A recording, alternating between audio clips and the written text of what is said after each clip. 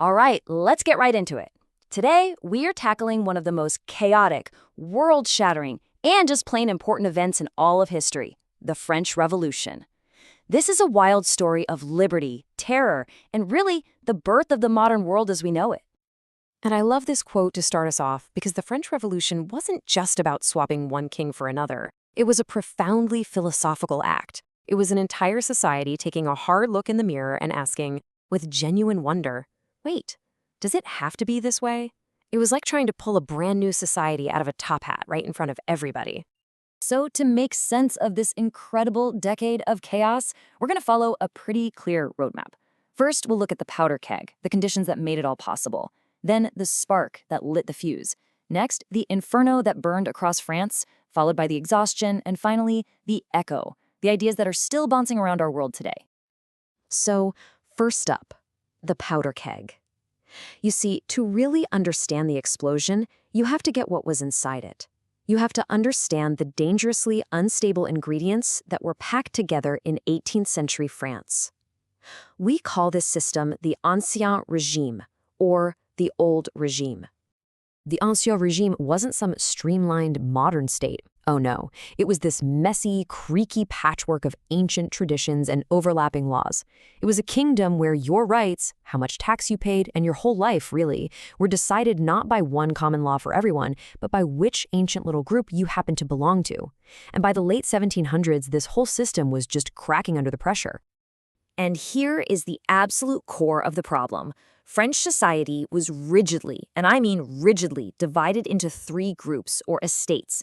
You had the first estate, the clergy. The second estate was the nobility. Now get this, together they made up maybe 2% of the population, but they held most of the land, most of the wealth, and crucially paid almost no taxes. And the third estate? Well, that was literally everyone else.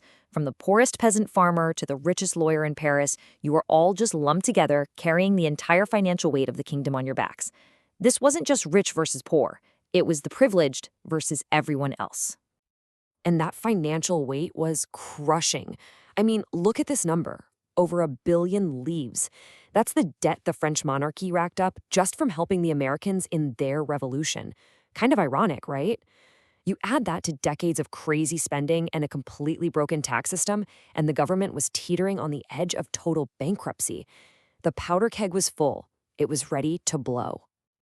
Which brings us to the spark that lit the fuse, the unbelievable year of 1789.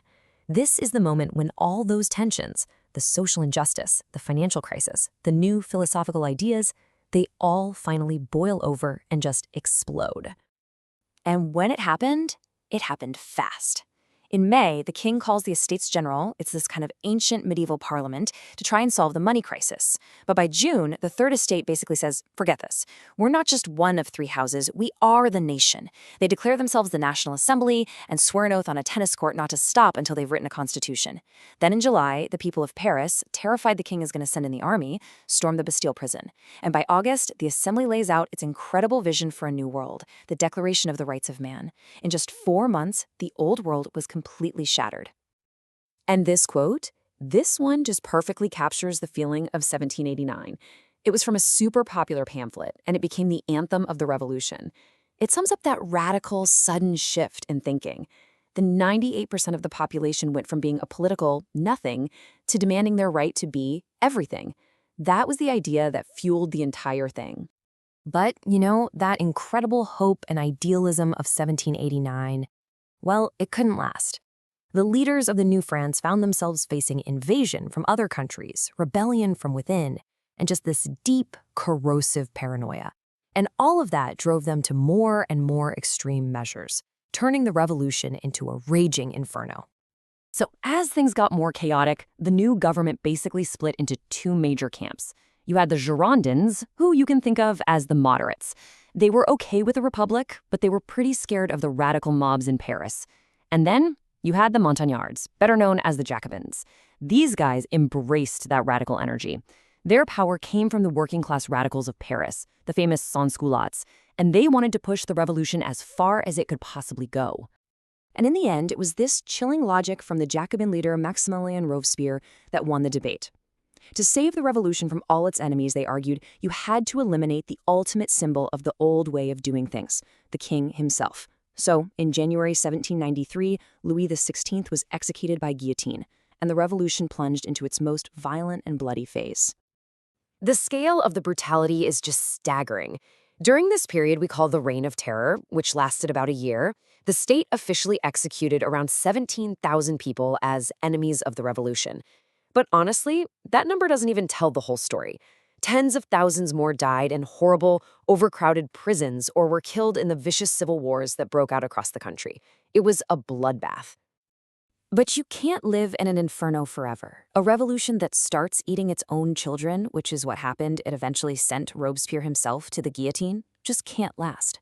By 1794, France was utterly exhausted.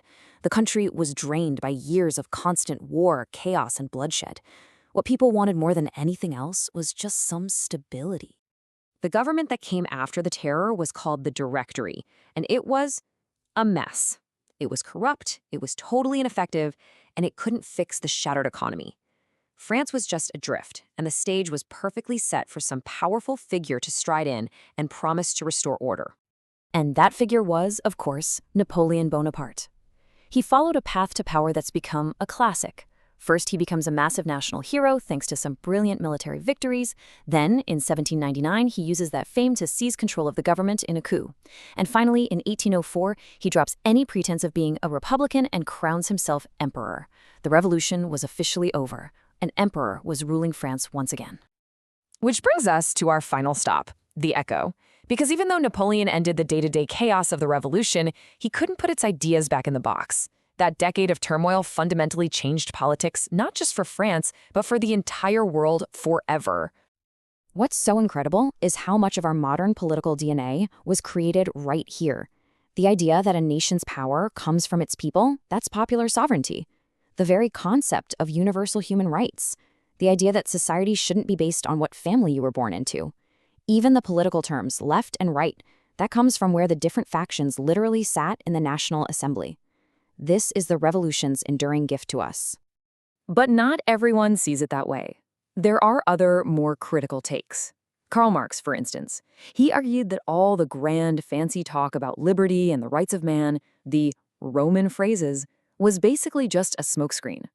For him, the real result of the revolution wasn't freedom for everyone, but the victory of one specific class, the bourgeoisie, the merchants and property owners, over the old feudal aristocracy.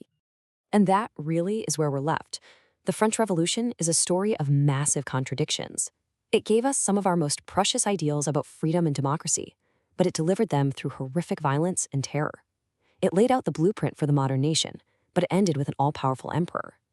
So the question it leaves us with is this: was it a triumph, a tragedy, or somehow both at the very same time? That is something to wonder about.